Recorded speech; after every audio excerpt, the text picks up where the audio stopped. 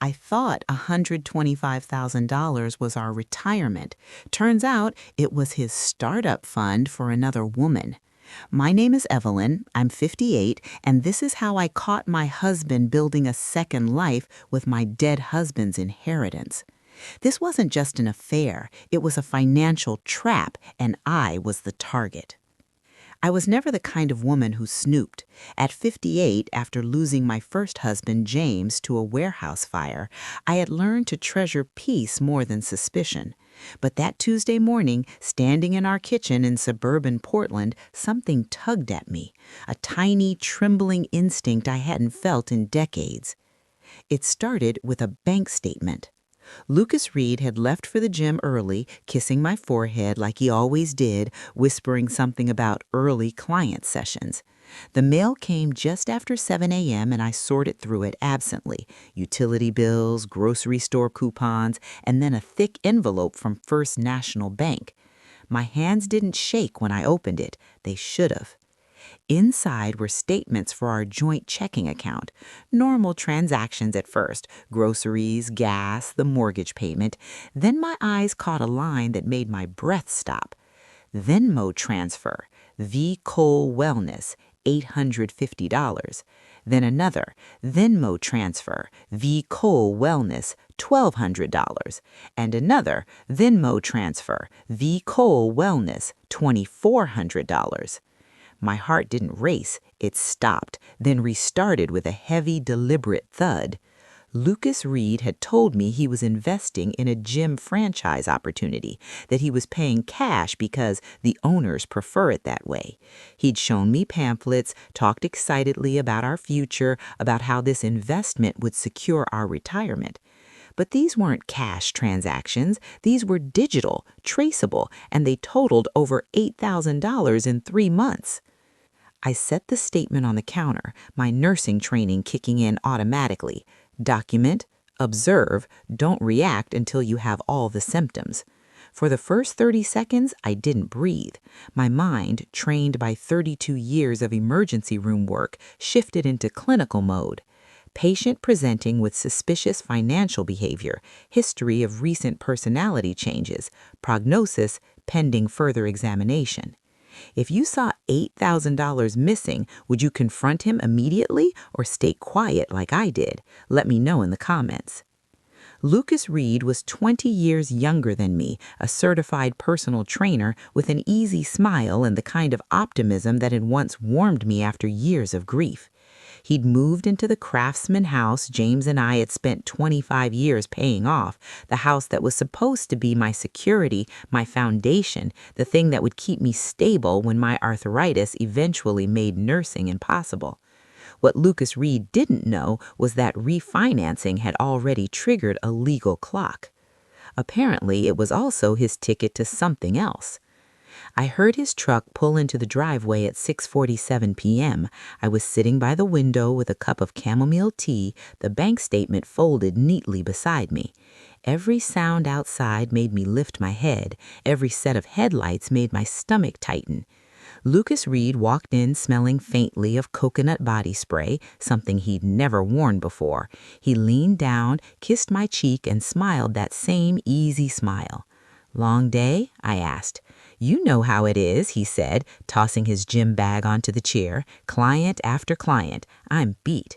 His bag slid off and fell open, and that's when a small orange prescription bottle rolled onto the hardwood floor. He didn't notice. He was too busy pulling protein powder containers from the bag, setting them on the counter like trophies. I picked up the bottle. At first glance, it looked ordinary, but the label made my blood run cold. Prenatal Vitamins Premium Formula, patient V. Cole, prescribed by Dr. Sarah Chen, OBGYN, insurance, Evelyn Hart Reed medical discount. My insurance, my medical discount from the hospital where I'd worked for 3 decades. He was buying prenatal vitamins for another woman using my benefits. "You were at the gym all day?" I asked, keeping my voice light. He paused, just a fraction of a second, but I caught it. 32 years of reading micro-expressions in patients who were hiding pain taught you things. "Yeah, why?" I asked. Just wondering, I said, turning the bottle over in my palm. Whose prescription is this? His face went blank. Then he forced a laugh. Oh, that's for a client. She asked me to pick it up. Must have forgotten to drop it off. The lie didn't even have the decency to sound convincing. At that moment, I didn't realize I had less than 45 days to stop him. I made us dinner, baked chicken and roasted vegetables. Lucas Reed ate quickly, barely tasting anything, scrolling through his phone between bites. When he excused himself to shower, I waited exactly 4 minutes. Then I opened his gym bag. Inside, beneath the towels and water bottles, I found a receipt. The Daily Grind Cafe, 2:47 p.m., 2 iced lattes, 1 almond croissant, 1 gluten-free muffin. Lucas Reed didn't eat gluten-free, and he told me he was training clients all afternoon. My phone buzzed. Nina, my best friend who worked at the library down the street, was calling.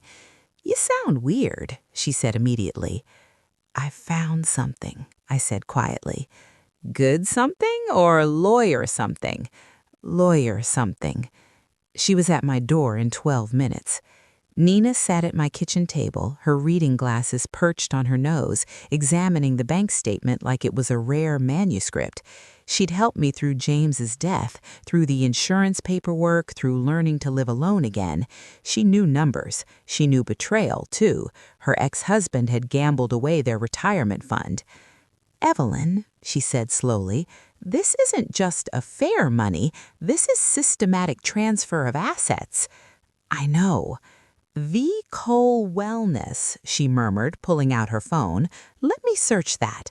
30 seconds later, her eyes went wide. She turned the screen toward me. A website, sleek, modern, filled with images of a woman in expensive athleisure doing yoga poses on beaches. The header read, "Vanessa Cole, Wellness Coach and Lifestyle Curator." And there, in the About section, was a photo of her with Lucas Reed, arms around each other.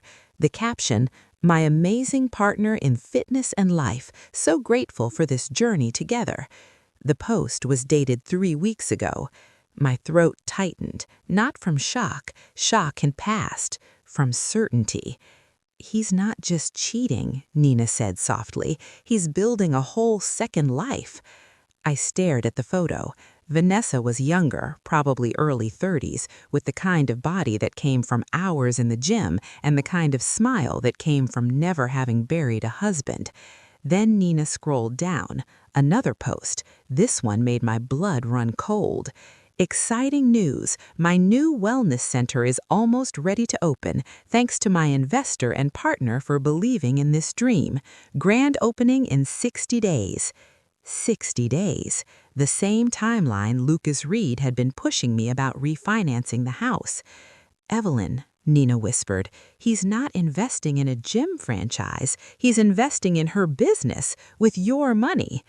If I made one wrong move, I could lose the house James died paying for." The next morning, I dressed with a steadiness that felt foreign. Gray cardigan, comfortable jeans, my old nursing clogs. 58 or not, I refused to play the role of a clueless older wife who needed permission to question her own reality. I called Victoria Sloan's office before 9 a.m. Victoria was a lawyer who specialized in elder financial abuse and asset protection. I'd met her once at a community center event where she'd given a presentation about protecting yourself from scams. She'd handed me her card and said, "If you ever need help, call me." I never thought I would. Her assistant scheduled me for that afternoon. She'd said, "Bring everything. Bank statements, documents, receipts, everything." I tucked my phone into my purse, gathered the evidence, and headed out before Lucas Reed woke up. If I wanted the truth, I couldn't wait for it to come to me. I had to go find it. Nina insisted on coming along. "You shouldn't investigate a cheater alone," she said, sliding into my Honda like we were about to commit a federal offense. "We're not investigating," I corrected. "We're truth collecting." "Same difference," she replied, fastening her seatbelt with dramatic flair. Using the timestamps from the cafe receipt and the Venmo transfers, I created a loose map of Lucas Reed's movements, the gym where he worked, the daily grind, and an address that kept appearing in his text messages I'd glimpsed over his shoulder, a strip mall on the east side with a storefront under construction. We parked across the street, blending into the midday bustle. A nail salon, a tax preparation office, a vacant space with brown paper covering the windows, except for one corner where the paper had peeled back. I could see inside. Yoga mats, essential oil diffusers, a reception desk being assembled, and a large vinyl banner waiting to be hung. The Nessa Cole Wellness Center, opening soon. "That's it," Nina whispered. "That's where your money went." My chest tightened, not from heartbreak, not yet, from understanding. Lucas Reed hadn't just lied about where the money was going, he'd lied about who he was building a future with. At 11:22 a.m., a white Toyota pulled up. Lucas Reed stepped out, not alone. A woman followed him, long blonde hair, athletic build, wearing leggings and an oversized hoodie. She tapped his arm, laughing softly, then adjusted his collar like she'd done it 100 times. Vanessa! They walked toward the wellness center, arms linked, her head resting briefly on his shoulder. I felt a physical sting behind my ribs. "That's her," Nina whispered. "That's V. Cole." I didn't cry. Not yet, but my throat burned. Lucas Reed and Vanessa disappeared inside the center. I lowered my head just enough so he couldn't see my face if he looked out. They stayed inside for 40 minutes. When they emerged, he kissed her. Not a peck, a real kiss, the kind that said, "This is my person." For a moment, everything blurred. The betrayal, the humiliation, the years I spent convincing myself that age didn't make me unworthy of being loved again. Is 20 years too big of an age gap to ever truly trust someone's intentions? Let me know in the comments. Nina squeezed my hand. "Let's take a breather," she murmured. "Bathroom now." The coffee shop bathroom was quiet, warm, softly lit. I stared at myself in the mirror. My hair was graying at the temples. My hands showed the early signs of arthritis, slight swelling, stiffness in the mornings.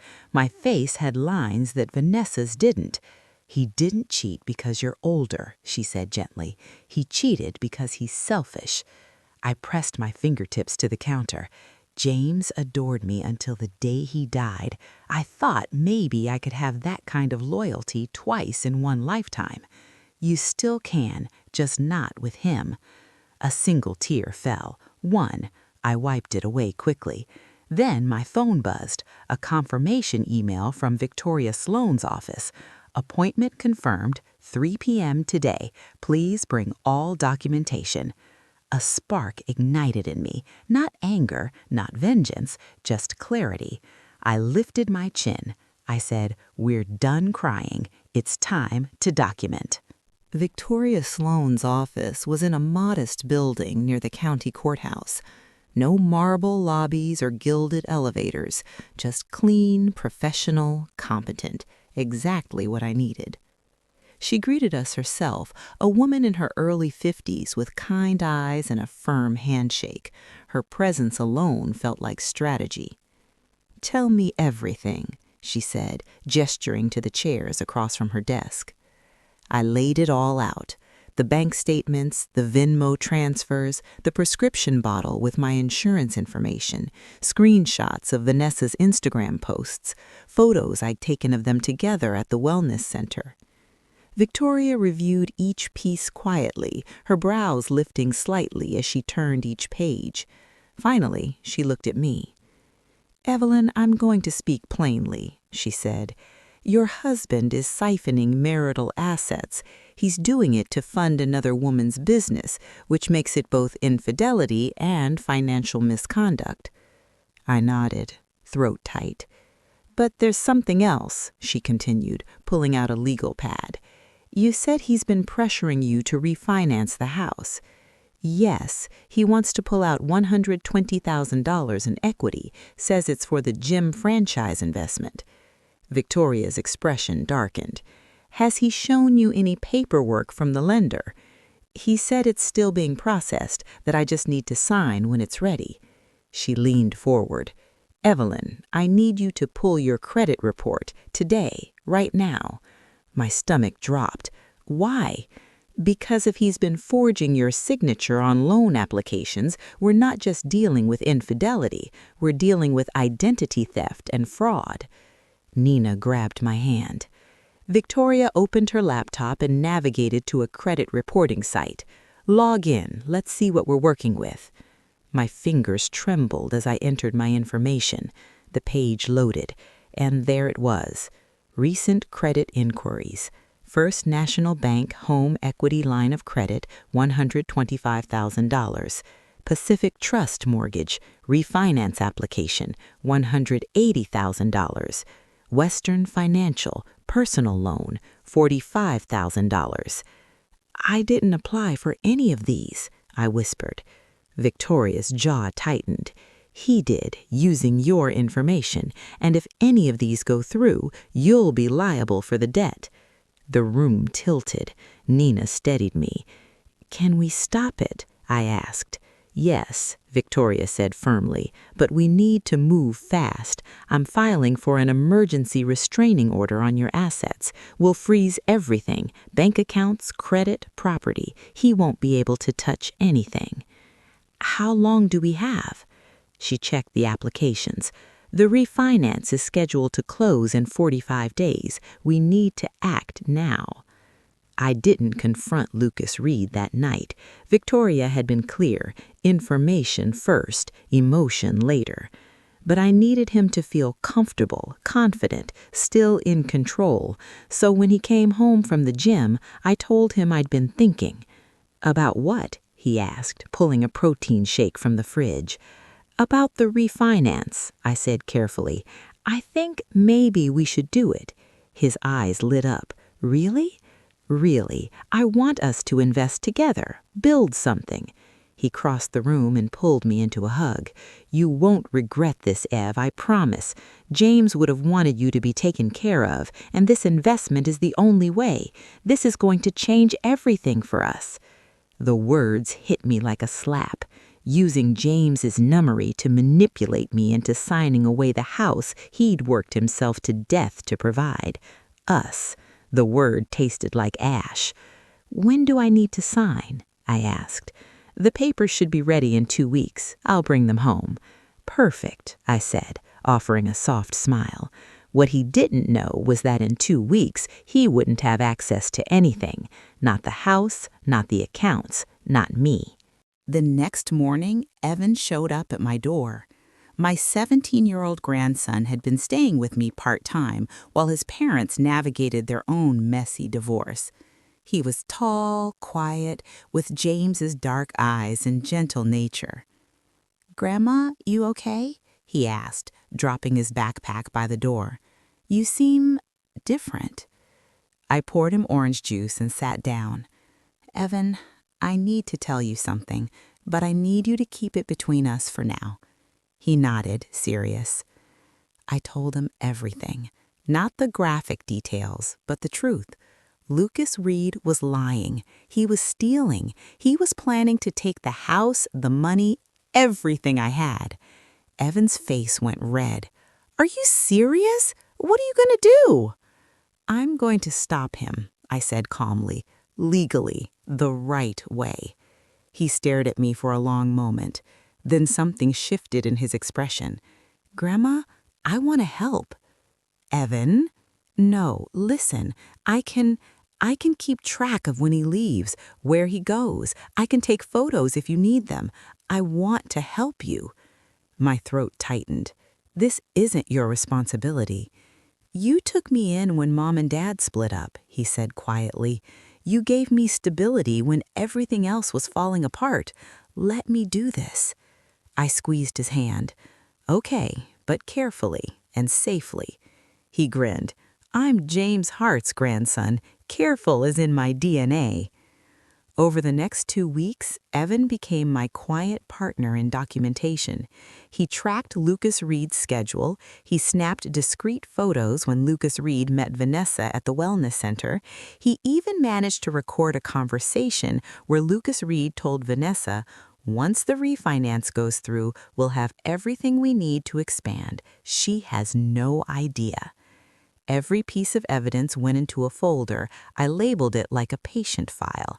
Patient, Lucas Reed, diagnosis, fraud, identity theft, infidelity, prognosis, legal consequences, treatment plan, asset protection, divorce proceedings. Victoria called it brilliant. Judges love organization, she said. This is clinical, professional, undeniable. Meanwhile, I had one more thing to take care of. Lucas Reed had been using James's old protein powder, something I'd kept in the pantry, a sentimental item I couldn't bring myself to throw away. He'd found it one day and started adding it to his shakes, telling Vanessa it was his custom blend. The disrespect of it burned. But what I didn't know at the time was that Lucas Reed had been mixing his supplements carelessly, stacking fiber powders, pre-workout formulas, and digestive enzymes without reading labels. I later learned he'd been mixing supplements irresponsibly, and it backfired publicly. The grand opening of Vanessa Cole Wellness Center was scheduled on a Saturday afternoon. Lucas Reed had been talking about it for weeks, how it would put them on the map, how important it was to make a good impression on investors in the community. Nina called me the day of the event. "Are you watching this?" "Watching what?" "Vanessa's Instagram Live. She's streaming the ribbon cutting." I opened the app. There, on the screen, was the wellness center. Balloons, a red ribbon stretched across the entrance, a small crowd gathered. Vanessa stood at the front in a white jumpsuit, radiant and confident. Lucas Reed stood beside her, holding oversized scissors, grinning like he'd built the place himself. Vanessa began her speech. "Thank you all for being here today. This center represents a dream I've had for years, and I couldn't have done it without my amazing partner." Lucas Reed's face suddenly went pale. His hand went to his stomach. Vanessa noticed. "Babe, you okay?" He nodded quickly, forcing a smile, but I could see the sweat forming on his forehead. She continued, "So, without further ado, let's cut this ribbon and—" Lucas Reed doubled over. The crowd gasped. Vanessa grabbed his arm. "Lucas?" He stumbled backwards, clutching his stomach, his face a shade of green I'd only seen in the ER. Then, without warning, he bolted, not towards the bathroom inside, towards the portable toilet unit on the construction site next door. The Instagram Live kept recording. The comments exploded. "OMG, is he okay? This is so awkward." Not the grand opening he imagined. Vanessa tried to recover, laughing nervously. "Well, I guess the excitement got to him. Let's go ahead and—" But Lucas Reed didn't come back. Not for 10 minutes. Not for 20. The ribbon cutting happened without him. Vanessa smiled through it, but her eyes kept darting toward the portable toilet. Nina was cackling on the phone. "Evelyn, this is poetry justice." I didn't feel victorious. I felt sad, because this shouldn't have been necessary. He should have just been honest. He should have just been decent. But I also felt something else. Certainty. The universe had a way of exposing the truth even when people tried to hide it. The emergency hearing took place on a gray Thursday morning. Victoria had filed for immediate asset protection based on the fraudulent loan applications and evidence of financial abuse. Lucas Reed sat across the courtroom, pale, confused, his lawyer whispering frantically beside him. He kept glancing at me, trying to catch my eye, but I looked straight ahead. When the judge asked him to explain the loan applications, he stammered. When asked about the Vanessa transfers, he lied. When confronted with the recordings Evan had made, he cracked. "I was trying to build something for us," he said desperately, "for our future." By stealing from your wife? The judge asked. It's not stealing if it's marital assets. It is when you forge her signature, Victoria interrupted calmly. She presented the credit report, the applications, the handwriting analysis showing the signatures weren't mine. The judge's expression hardened. Mr. Reed, these are serious allegations. Identity theft, fraud, financial elder abuse. Elder abuse? Lucas Reed sputtered. She's not elderly. She's 58 and you're 38, the judge said. The law considers a 20-year age gap with financial manipulation to be a factor. This isn't about age as a number. It's about the power dynamic and exploitation of trust. Lucas Reed's face crumpled. Then I stood. Victoria nodded at me. Your Honor, I said, my voice steady, I'm an ER nurse. I've spent 32 years learning to diagnose failing systems. I know the signs of a failing heart, a failing liver, a failing marriage. My husband didn't have a heart condition. He had a character flaw. And today, I'm signing his discharge papers. The courtroom was silent. The judge issued the order. Immediate freeze on all joint accounts, restraining order preventing Lucas Reed from accessing the house, credit freeze on Evelyn Hart Reed's name, investigation into fraudulent loan applications, preliminary divorce proceedings to begin within 30 days. Lucas Reed stood there, deflated, his shoulders sagging like someone had cut all his strings. As we left the courtroom, he called after me, Evelyn, please, don't do this. I made mistakes, but we can fix this. I turned, steady as the marble floor beneath us. You didn't make mistakes, Lucas. You made choices, and choices have consequences. His eyes filled, not with remorse, but with panic.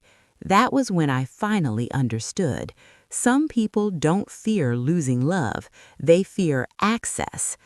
Outside the courthouse, the sky was bright and clear. Nina wrapped an arm around my shoulders. Evan walked on my other side, quiet but present. You did it, Grandma, he said softly. We did it, I corrected. Victoria handed me a folder. Next steps, finalize the divorce and reclaim your life. You've already done the hard part. I looked toward the city skyline. Portland stretched out before me, familiar and constant. For the first time in months, I felt the shape of a future that belonged only to me. 3 weeks passed after the emergency hearing. 3 quiet, steady weeks where the chaos of Lucas Reed's downfall no longer filled every corner of my life. Healing didn't happen in dramatic bursts.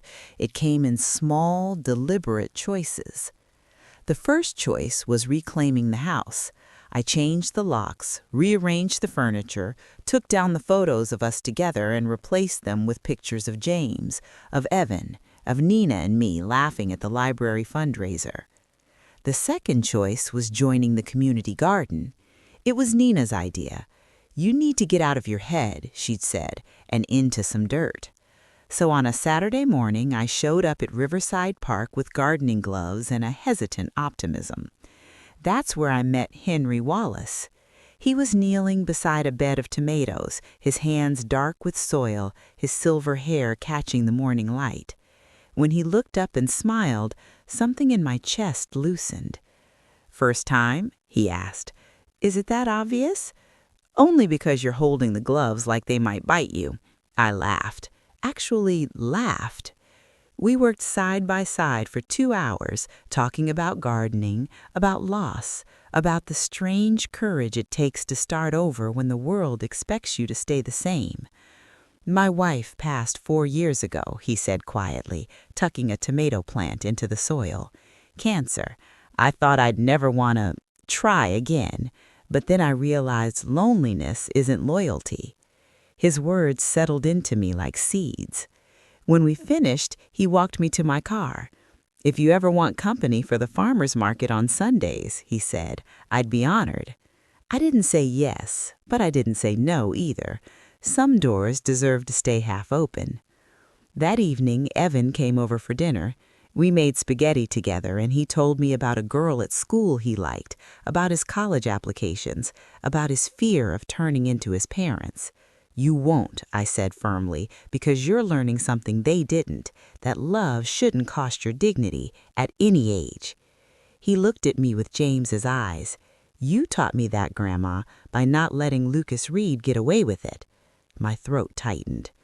Later, as I washed dishes, I thought about everything I'd learned, about trust and betrayal, about the difference between being kind and being foolish, about how strength sometimes looks like an older woman in a courtroom holding evidence in steady hands.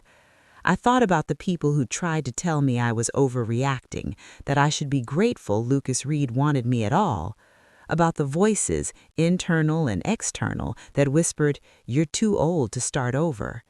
And I thought about how wrong they all were. 6 months later, spring arrived in Portland with cherry blossoms and soft rain. I stood in my garden now, the one I'd built in the backyard, watching the tomatoes Henry had helped me plant begin to fruit. The divorce was finalized. Lucas Reed had been charged with identity theft and fraud. The court ordered him to pay restitution. Vanessa's wellness center had closed before it even opened. Turned out most of her investment had come from my stolen money, and once that dried up, so did her dream. I didn't feel victorious. I felt free. Evan was thriving at community college, talking about becoming a social worker. "I want to help people the way you helped yourself," he'd said. Nina had started dating someone from the library, a quiet man who loved crossword puzzles and historical fiction. And Henry had become a constant, not a replacement for James, but a new chapter. We took long walks, visited farmers' markets, talked about books and regrets and second chances. One evening, as we sat on my porch watching the sunset, he said, "You're remarkable, you know that?" "I'm just a woman who refused to be stolen from," I said. "No," he said gently, "you're a woman who chose herself. That's different. That's brave." I leaned into his warmth, feeling the weight of the past finally lifting. Somewhere in the city, Lucas Reed was rebuilding his life from nothing.